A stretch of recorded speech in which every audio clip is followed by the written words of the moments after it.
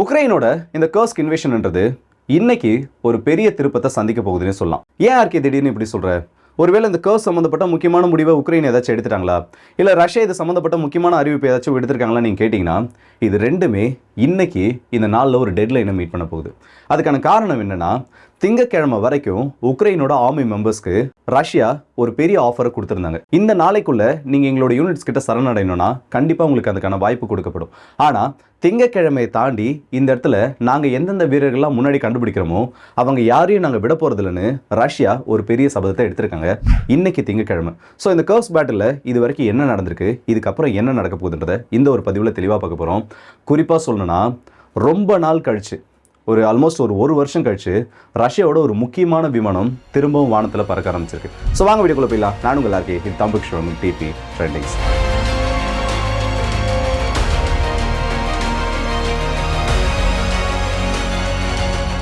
இந்த கர்ஸ்கை பற்றின செய்திகளை முதல்ல பார்த்து முடிச்சிடலாம். ஏன்னா நம்ம அந்த விமானத்தை பற்றி நிறைய விஷயங்கள் பார்க்க வேண்டியது இருக்குது. இந்த கர்ஸ் பேட்டில் பொறுத்த வரைக்கும் இப்போ வரைக்கும் உக்ரைன் அந்த இடத்துல சரணடையத்துக்கு தயாராக இல்லை. நான் ஒரு விஷயத்த சொன்னால் நிறைய பேருக்கு கோவம் வரும், இல்லை சில பேருக்கு வேடிக்கையாக இருக்கும். ஜெலன்ஸ்கி அவரோட மனசில் என்ன தான் நினச்சிட்டு இருக்காருன்னு எனக்கு தெரியல. காரணம், இன்னைக்கு கூட ஒரு ஸ்டேட்மெண்ட், இன்னைக்குன்னா அதாவது நேற்று நைட்டு நான் இந்த வீடியோ பேசிட்டு இருக்கேன், அப்போ ஒரு ஸ்டேட்மெண்ட்டில் சொல்லியிருக்காரு, கர்ஸ்கில் உக்ரைனோட மிஷன் இனிஷியேட்டிவ்ஸ்ன்றது எல்லாமே ரீச் பண்ணப்பட்டு இருக்கு. கர்ஸ்க்ன்றது உக்ரைனோட வரலாற்றில் ஒரு பெரிய வெற்றியாக மாறப்போகுதுன்ற ஒரு வார்த்தையை சொல்லியிருக்காரு. இவர் என்ன நினச்சதெல்லாம் பேசிட்டு இருக்காரு, இல்லை உண்மையிலே அந்த மாதிரி அந்த இடத்துல ஏதாச்சும் சூழல் நடக்குதுன்றது நம்ம போயிட்டு அங்கே பார்க்குற வரைக்கும் தெரிய போகிறதில்ல. ஆனால் அமெரிக்காவோட அதிபர் டொனால்ட் ட்ரம்ப் சொல்லியிருக்காரு, அந்த இடத்துல உக்ரைனுக்கு கண்டிப்பாக உக்ரைனோட சோல்ஜர்ஸ் நடக்கக்கூடிய விஷயங்கள் அங்கே நடக்கலை. ரஷ்யா கிட்ட அவங்க எல்லாருமே மாட்டியிருக்காங்க. இன்னும் எத்தனையோ மீடியாஸ், உலகத்தில் இருக்கக்கூடிய அத்தனை மீடியாஸும் இந்த கர்ஸ் பேட்டில் பற்றி இப்போ பெருசாக பேசியிருக்காங்க. இருந்தாலும் இந்த மனுஷன் அவர் பிடிச்ச ஸ்டாண்டில், இல்லை நான் பிடிச்ச மசலுக்கு 3 கால்னு சொல்லுவாங்கல்ல, அந்த மாதிரி அவர் பிடிச்ச பிடியில் இன்னும் தெளிவாக இருக்காரு. அவரை பொறுத்த வரைக்கும் இந்த கர்ஸ்கோட பேட்டில்ன்றது ரொம்பவே ஒரு பெரிய வெற்றியாக உக்ரைனுக்கு மாறிட்டு இருக்கு. ஸோ அவரோட அந்த ஒரு பாயிண்ட் ஆஃப் வியூல சொல்லணும்னா, கர்ஸ் பேட்டில் ரியல் வின்னர் உக்ரைன் தான். ஸோ இந்த கர்ஸ் பேட்டில் ரஷ்யா இந்த திங்கக்கிழமை வரைக்கும் ஒரு கெடுவை விதிச்சிருந்தாங்க. இதை நேரடியாக ரஷ்ய அதிபர் விளாடிமிர் புதின் அவர்களே சொல்லியிருந்தாங்க. நடக்கக்கூடிய அந்த யுத்தத்தில் வரப்போற திங்கக்கிழமைக்குள்ள உக்ரைனோட வீரர்களுக்கு நாங்கள் ஒரு வாய்ப்பு கொடுக்குறோம். இந்த இடத்துல அவங்க பண்ண தப்பு, அவங்க இந்த கர்ஸ்க்குள்ள பண்ண தப்புகளை உணர்ந்து உக்ரைனோட வீரர்கள் ரஷ்யா கிட்ட சரணடைஞ்சாங்கன்னா உண்மையிலேயே அவங்களுக்கான அந்த உயிர் பிச்சையானது கொடுக்கப்படும். எங்களோட நாட்டோட குடிமக்கள் அவங்களை கருதி, இல்லைனா எங்களோட நாட்டில் ஒரு போர்க்கைதியை அவங்க கருதாம உக்ரைன்லேருந்து தப்பிச்சு வந்த உக்ரைனியர்களாக நினச்சி அவங்களுக்கான அந்த மறுவாழ்வு கொடுக்கறதுக்கு நாங்கள் தயாராக இருக்கோம். ஆனால் திங்கக்கிழமைக்கு அப்புறமும் இவங்க சரண்டர் ஆகலைன்னா இன்னும் ஜஸ்ட் ஒரே ஒரு புஷ்ல எங்களால் இவங்க ஒட்டுமொத்த பேரையும் சுற்றி வளைக்க முடியும். அப்படி சுற்றி வளைச்சோன்னா இவங்க யாரையும் நாங்கள் ஸ்பேர் பண்ண மாட்டோன்னு நேரடியாக ஒரு எச்சரிக்கையை இது கொடுத்துருந்தாரு. இப்போ இன்னைக்கு திங்கக்கிழமை, இன்னைக்கு மார்னிங்கோட இந்த டைம் ஆனது முடிஞ்சிருச்சு. ஸோ இதுக்கப்புறம் ரஷ்யா இந்த கர்ஸ்ல இருக்கக்கூடிய வீரர்களை என்ன பண்ண போகிறாங்கன்றது இந்த இடத்துல ஒரு பெரிய கொஸ்டின் மார்க்காக மாறி இருக்கு. இந்த மாதிரி கேள்விகள் நமக்கு அதிகமாயிட்டு இருக்கு. அதே நேரத்தில் இப்போ கர்ஸ்ல இருந்து ஒரு அப்டேட் ஆனது வந்திருக்கு, சில ஃபுட்டேஜஸும் வெளியில் வந்திருக்கு. உக்ரைனோட வீரர்கள் ஒரு 150 பேர் வரைக்கும் சிவிலியன்ஸ் மாதிரி, ஏன்னா நிறைய இடங்களில் சிவிலியன் ஹோம்ஸில் தான் அவங்க தங்கியிருக்காங்க, பொதுமக்களாக கலந்து தங்கியிருக்காங்க. அப்போ தான் அவங்களோட உயிருக்கு ஒரு பாதுகாப்புன்னு. இது இந்த இடத்துல இன்னும் ஓப்பனாக சொல்லணும், ஹியூமன்ஸை இல்லை சிவிலியன்ஸை ஷீல்டாக யூஸ் பண்ணுறது. இது ஆரம்பத்தில் ரஷ்யாவும் பண்ணியிருந்தாங்க, உக்ரைனுக்குள்ளே நுழையிறப்போ அவங்களும் பண்ணியிருந்தாங்க. இப்போ அதே ஒரு விஷயத்தை கர்ஸ்ல வச்சு உக்ரைனும் பண்ணிட்டு இருக்காங்க. இந்த மாதிரி சிவிலியன்ஸை ஷீல்டாக யூஸ் பண்ணுறது மட்டும் இல்லாமல் அவங்களோட பிலாங்கிங்ஸை, அவங்களோட ட்ரெஸ்ஸை எடுத்து வேர் பண்ணிக்கிட்டு இவங்களோட யூனிஃபார்ம் எல்லாத்தையும் கழட்டி அந்த வீட்லேயே வச்சுட்டு ரஷ்யன்ஸா சில பேர் ரஷ்யாவுக்குள்ளேயே போயிட்டு இருக்காங்க. இந்த இடத்துல பொதுமக்களாக சேர்ந்து அவங்க கூட உள்ளே போயிட்டு இருக்காங்க. இன்னும் சிலர் இருக்கக்கூடிய அந்த சின்ன பேசேஜில் உக்ரைனுக்குள்ளேயும் திரும்ப போயிட்டு இருக்காங்க. இந்த இடத்துல எல்லாருக்குமே ஒரு டவுட் இருக்கணும், ஏன் ரஷ்யர்கள் உக்ரைனுக்குள்ளே திரும்ப போகிறாங்க, ஏன் ரஷ்யா தன்னோட நாட்டு மக்களை உக்ரைனுக்குள்ளே திரும்ப அனுப்புறாங்கன்னு சொல்லிட்டு. இந்த ரஷ்யா உக்ரைன் பார்டர்ன்றது ஹெவிலி ஃபென்ஸ்டு அந்த மாதிரி எதுவுமே கிடையாது. 2 நாட்டில் இருக்கக்கூடிய மக்களும் இப்போ இந்த பஷ்தூன் ட்ரைப்ஸை வச்சு துரந்த் லைன் ஒன்று போட்டு பிரிச்சிருப்பாங்கல்ல, அந்த மாதிரி இந்த இடத்துல ரஷ்யா ஆதரவாளர்கள் உக்ரைனுக்குள்ளே இருக்காங்க, ரஷ்யாவுக்குள்ளேயும் அவங்களோட உறவினர்கள் இருக்காங்க. ஸோ இந்த இடத்துல அந்த கிராசிங்ன்றது இவ்வளோ நாள் பெரிய ஃபென்சிங் போட்டு ரொம்ப ரெஸ்ட்ரிக்ட் பண்ணுற அளவுக்கு எதுவுமே நடக்கல. 2022 இந்த யுத்தம் நடந்துட்டு இருந்தாலும் இந்த ஒரு பார்டரில் இந்த கிராசிங்ஸ்ன்றதை ரஷ்ய ராணுவம் நிறுத்தவே இல்லை. ஸோ அப்படி இருக்கக்கூடிய மக்கள் அந்த இடத்துல கிராஸ் பண்ணுறதை ரஷ்யா எந்த ஒரு அப்ஜெக்ஷனும் இந்த அளவுக்கு தெரிவிச்சதில்லை. ஆனால் இந்த ஃபுட்டேஜஸ் இப்போ வெளியாகி உக்ரைனோட ராணுவ வீரர்கள் இதை இப்படி பயன்படுத்துறாங்கன்னு தெரிஞ்சதுக்கப்புறமா அதில் பல ரெஸ்ட்ரிக்ஷன்ஸை கொண்டு வரதுக்கு ரஷ்யா கண்டிப்பாக இந்த இடத்துல முடிவெடுப்பாங்க. ஸோ கர்ஸ் பேட்டில் இன்னைக்கு ஒரு முக்கியமான டே. ஒன்று, இன்னைக்கு உக்ரைனோட வீரர்கள் சரணடைஞ்சாங்கன்ற செய்தி வெளியில் வரணும். அப்படி இல்லையா ரஷ்ய வீரர்கள் இந்த இடத்துல ஒட்டுமொத்தமாக என்சர்க்கிள் பண்ணிட்டாங்க, இல்லை வேற ஏதாச்சும் ஒரு மேஜரான ப்ளோவை கொடுத்துட்டாங்கன்ற ஒரு செய்தி இந்த இடத்துல வெளியில் வரும். ஸோ கர்ஸ்க்கு வரைக்கும் இந்த ஒரு விஷயங்கள்லாம் நடந்துட்டு இருக்கு. இந்த கொலிஷன் ஆஃப் வில்லிங்கை பொறுத்த வரைக்கும் பிரான்ஸ் ஒரு அப்டேட்டை கொடுத்துருக்காங்க.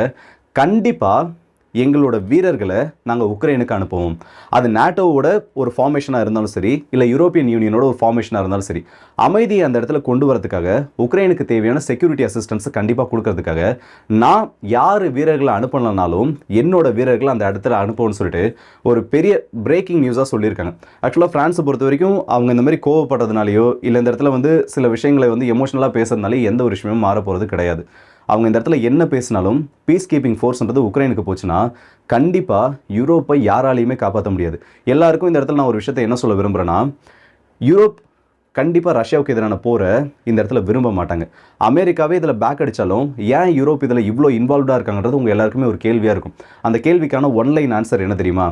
யூரோப்பில் இருக்க எல்லா நாடுக்குமே ஒரு பயம் இருக்குது. இன்றைக்கி உக்ரைன்னா நாளைக்கு நாம தான். மெயினாக சொல்லணும்னா பால்டிக் நாடுகள், அடுத்தபடியாக போலாந்து, ஒவ்வொரு நாடுகள், ஐரோப்பாவில் இருக்கக்கூடிய ஒவ்வொரு நாடுகளும் அடுத்தது நம்ம ரஷ்யாவுக்கு இரையாயிடுவோமோன்னு அந்த ஒரு பயத்தில் இருந்துட்டு இருக்காங்க. ஸோ அவங்க பேனிக் ஆகிறதுல எந்த ஒரு சந்தேகமும் வேண்டாம். ஆனால் ஸோ இந்த இடத்துல இந்த அளவுக்கு ரஷ்யாவுக்கு எதிராக ஹார்ஷாக ரியாக்ட் பண்ணணுமான்றது மட்டும்தான் ஒரே ஒரு கொஷினாக இருக்குது. ஸோ கர்ஸ் பேட்டில் இல்லை அதை பற்றின அப்டேட்ஸ் எல்லாம் இப்படி போயிட்டு இருக்க மேஜரான ஒரு விஷயம் ரஷ்யாவோட A50 AWACS. நான் ஆல்மோஸ்ட் ஒரு வருஷம் இருக்கும், ஏன்னா லாஸ்ட் பிப்ரவரி மந்த்துக்கு அப்புறமா இந்த ஒரு வார்த்தையை நம்ம பெருசாக பயன்படுத்தலை. அதுக்கு மெயினான ரீசன் என்னென்னா, 2024 ஜனவரி மாதத்தில் ஒரு A50 AWACSன்றது உக்ரைனால் சுட்டு வீழ்த்தப்பட்டதாக ஒரு செய்தி வெளியில் வந்துச்சு. திரும்பவும் பார்த்தோன்னா பிப்ரவரியோட எண்டில் திரும்ப ஒரு விமானம் சுட்டு வீழ்த்தப்பட்டதாக ஒரு செய்தியானது வெளியில் வந்துச்சு. மார்ச் மாதத்தில் இந்த ரிப்பேர் ஆச்சுல்ல ஒரு விமானம், அதை சர்வீஸ் பண்ணிட்டு இருந்த ஃபெசிலிட்டி மேலே உக்ரைனோட ஒரு ட்ரோன் அட்டாக் பண்ணப்பட்டதா சில செய்திகள் நடந்து வந்துச்சு. இதில் ஒரு விமானம் அழிக்கப்பட்டதாக கன்ஃபார்ம் பண்ணப்பட்டது ரஷ்யாவோட விமானப்படைக்கு. குறிப்பாக சொன்னால் ரஷ்யாவோட சதர்ன் கமாண்டுக்கு இது ஒரு மேஜர் ப்ளோவாக மாறுச்சு. அதுக்கு மெயினான ரீசன் என்னென்னா, இந்த A50 AWACS விமானங்கள் யூ வேரியண்ட்டில் இருக்கிறது ரஷ்யா கிட்ட ரொம்ப கம்மியான எண்ணிக்கைகள் தான் இருக்குது. இன்னும் தெளிவாக சொல்லணும்னா சிங்கிள் டிஜிட்டில் தான், 10 எண்ணிக்கையில் கூட கிடையாது. A50 AWACS விமானம்னா என்னன்னு தெரியாதவங்களுக்கு ஒரு ஷார்ட் நோட் கொடுக்குறேன். IL-76 விமானத்தோட ஒரு அப்கிரேடட் வேரியண்ட். நார்மலாக அந்த 4 இன்ஜின் இருக்கக்கூடிய ஒரு விமானத்தில் மேலே ஒரு ரொட்டேட்டிங் ரேடார் டிஸ்கை வச்சுட்டு ஒரு 800 கிலோமீட்டரில் ஒரு மிசைல் வந்துச்சுன்னா அதை கண்டுபிடிக்கிற அளவுக்கு கெப்பாசிட்டியோடவும் 300லேருந்து 400 கிலோமீட்டர்களுக்குள்ள வரக்கூடிய ஃபைட்டர் ஜெட்ஸை, அதாவது normal 4th gen plus 4.5 generation ஜெட்ஸை கண்டுபிடிக்கிறதுக்காகவும் ரஷ்யாவால் உருவாக்கப்பட்ட பறக்கக்கூடிய ஒரு ரேடார் நிலையம்னு சொல்லலாம். இது இந்த ரஷ்யா உக்ரைன் போரில் பெரிதும் பயன்படுத்தப்பட்ட ஒரு விமானம். ரஷ்யா உக்ரைன் போரில் அன்டில் 2025 வரைக்கும் இந்த மாதிரி ஒரு விமானத்தை ரஷ்யா இழந்ததுக்கு அப்புறமா அஃபிஷியலாக அவங்க எந்த ஒரு கன்ஃபர்மேஷனை கொடுக்கலனாலும் நிறைய அஃபிலியேட்டட் டெலிகிராம் சேனல்ஸாக இருக்கட்டும், இல்லை ஆல்மோஸ்ட் கன்ஃபார்ம் ஆயிருச்சு, அவங்க மட்டும் அதை வெளியில் சொல்லலை. ரஷ்யா இந்த இடத்துல அவங்களோட விமானங்களை உக்ரைனோட பார்டருக்கு பக்கத்தில் கொண்டு போகிறதுக்காகவே பயந்தாங்க. ஆனால் இதில் இருந்த ஒரு மேஜரான ட்விஸ்ட் என்ன தெரியுமா? அதை சுட்டு வீழ்த்துறது உக்ரைனோட பேட்ரியட்டோ இல்லை உக்ரைனோட S-200 S-300 அது எதுவும் கிடையாது. எங்களோட ஃப்ரெண்ட்லி ஃபயர் மூலியமாக தான் இது சுட்டு வீழ்த்தப்பட்டுச்சுன்னு ரஷ்யாவோட ஒரு ஏர்ஃபோர்ஸ் கமாண்டர் அதை பற்றி சொல்லியிருந்தாரு. ஸோ இந்த A50 AWACS விமானம் ஆல்மோஸ்ட் ஒரு வருஷம் கழிச்சு இந்த இடத்துல வானத்தில் பறந்து இருக்கிறப்போ 2 விஷயத்த மேஜராக பண்ணியிருக்கு. முதல்ல மார்ச் 13 உக்ரைனுக்கு எதிராக ரஷ்யா ஒரு 70க்கும் அதிகமான ட்ரோன் அட்டாக்ஸையும் ஒரு 14க்கும் அதிகமான க்ரூஸ் ஏவுகணைகளோட தாக்குதலையும் இந்த இடத்துல ஹை ப்ரெசிஷனோட பண்ணியிருந்தாங்க. அதுக்கு இந்த A50 AWACS விமானத்தோட ஒரு பங்கு பெருசாக இருந்திருக்கலாம்னு சொல்லியிருக்காங்க. இது மட்டும் கிடையாதுங்க. இந்த A50 AWACS விமானம் எப்போல்லாம் வானத்தில் பறக்குதோ அப்போல்லாம் உக்ரைனுக்கு எதிரான ஒரு பெரிய மிசைல் ரேம்பேஜை ரஷ்யா பண்ணியிருக்காங்க. இந்த இடத்துல உங்களுக்கு ஒரு சந்தேகம் வரணும். அப்படி வரலன்னா நான் சொன்னதுக்கு அப்புறமாவது அதை யோசிங்க. இப்போ ரஷ்யாவோட விமானம் இந்த இடத்துல பறக்குன்றது உக்ரைனுக்கு தெரியறப்போ ஏன் அதை உக்ரைனால டிஃபெண்ட் பண்ண முடியல? ஏன் அந்த விமானத்தை சுட்டு வீழ்த்த முடியலன்னா, உக்ரைன் கிட்ட அந்த அளவுக்கு லாங் ரேஞ்ச் போயிட்டு அட்டாக் பண்ணக்கூடிய எந்த ஒரு சர்ஃபேஸ் டு ஏர் மிசைல் சிஸ்டமும் கிடையாது. பேட்ரியாட்டோட எங்கேஜ்மெண்ட் ரேஞ்சுன்றது அதிகமாக இருந்தாலும் இது எல்லாமே பறந்துட்டு இருக்கிறது ரஷ்யா எல்லைக்குள்ள. ரஷ்யாவோட மாஸ்கோவில் பறக்கக்கூடிய ஒரு விமானத்தால் உக்ரைனோட சுமி ரீஜனில் லான்ச் ஆகக்கூடிய ஒரு மிசைலை, ஏன் கார்கிவ் ரீஜனும் தாண்டி இருக்கக்கூடிய பகுதிகளிலையும் ஏதாச்சும் ஒரு மிசைல் லான்ச் ஆனால் கூட எக்ஸ்டெண்டட் ரேஞ்ச் கெப்பாசிட்டியை வச்சு அதனால டிஃபெண்ட் பண்ண முடியும். ஸோ இந்த இடத்துல உக்ரைனுக்கு அந்த இடத்துல ஒரு விமானம் கிளம்புதுன்ற தகவல் தெரிஞ்சாலும் அதை இவங்களால இன்டர்செப்ட் பண்ண முடியாது. அதுக்கான ஏவுகணைகள் இவங்க கிட்ட கிடையாது. ஸோ ரஷ்யாவோட விமானம் கடந்த 24 மணி நேரத்தில் மட்டும், அதாவது மார்ச் 13 அப்புறமா இந்த 24 ஹவர்ஸில் 3 தடவை இந்த ரஷ்யா உக்ரைன் பார்டரை ஒட்டி நடந்திருக்கு. இந்த 3 முறை இது பறந்துட்டு இருக்கின்றதே இந்த இடத்துல ஒரு பெரிய செய்தி தான். அதுக்கான முக்கியமான காரணம், வரப்போகிற நாட்களில் ஏதோ ஒரு பெரிய மிசைல் ரேம்பேஜுக்கு ரஷ்யா அவங்களோட இன்புட்ஸை கேதர் பண்ணிட்டு இருக்காங்க. இந்த விமானம் பறக்கிறப்போ வானத்தில் பறக்கக்கூடிய டார்கெட்ஸை மட்டும் இதை ட்ராக் பண்ணாது. எந்தெந்த இடத்துல இவங்களோட டேட்டா பேஸ் சென்டர்ஸ் இருக்குது, எந்தெந்த இடத்துல உங்களோட கிரவுண்ட் இன்ஸ்டலேஷன், முக்கியமான கிரவுண்ட் இன்ஸ்டலேஷன்ஸ் இருக்குன்ற டேட்டாவையும் இது கேதர் பண்ண ஆரம்பிக்கும். உக்ரைன் இதை பார்த்து பயப்படுறதுக்கு இது மட்டும் ஒரு மெயினான ரீசன் கிடையாது. ஒரே டைமில் 11க்கும் அதிகமான ஃபைட்டர் ஜெட்ஸை வெவ்வேறு லொக்கேஷன்ஸை நோக்கி இன்புட்ஸை கொடுத்து உள்ளே வரக்கூடிய ஏவுகணையை டிஃபெண்ட் பண்ணுறதுக்கு, அது மட்டும் இல்லாமல் இங்கேருந்து ஒரு மிசைல் அனுப்பி மல்டிபிள் டைரக்ஷனில் இருக்கக்கூடிய பல்வேறு டார்கெட்ஸை நியூட்ரலைஸ் பண்ணுறதுக்கும் இந்த ஒரு AWACS விமானத்தால் உதவி பண்ண முடியும்.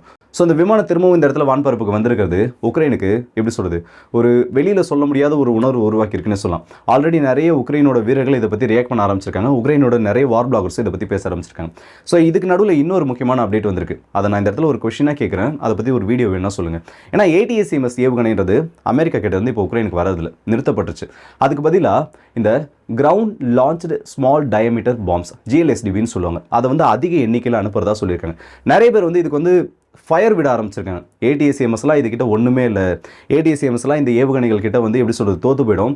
ஸோ ரஷ்யாவுக்கு ஒரு பெரிய ஆபத்து வரப்போகிற நாட்களில் உக்ரைனால் ஏற்படுத்தப்பட்டிருக்கணும். ஆனால் ATACMS கூட கம்பேர் பண்ணுறப்போ இந்த GLSDBன்றது ஒன்றுமே கிடையாது. ஜஸ்ட் ஒரு நார்மல் கிரவுண்ட் லான்ச்டு ப்ரெசிஷன் அம்யூனிஷனாக தான் இது அமெரிக்கா மாற்றிருக்காங்க. ஆனால் அது தெரியாமல் நிறைய பேர் இதை பற்றி பேசிட்டு இருக்காங்க. ஸோ அதை பற்றின டெக்னிக்கல் டீட்டெயில்ஸ் வேணும்னா அதை பற்றி சொல்லுங்கள். ஒரு கம்பேரிசன் வீடியோ மாதிரி இல்லை அதை பற்றின ஒரு தனியான வீடியோ கூட பார்க்கலாம். ஸோ இந்த வீடியோ பற்றி என்னோட கருத்தில் கமெண்ட் செக்ஷனில் சொல்லுங்கள். அடுத்த வீடியோ சந்திப்போம். அது வரைக்கும் இந்த முடிவு உங்கள் எல்லாருக்கே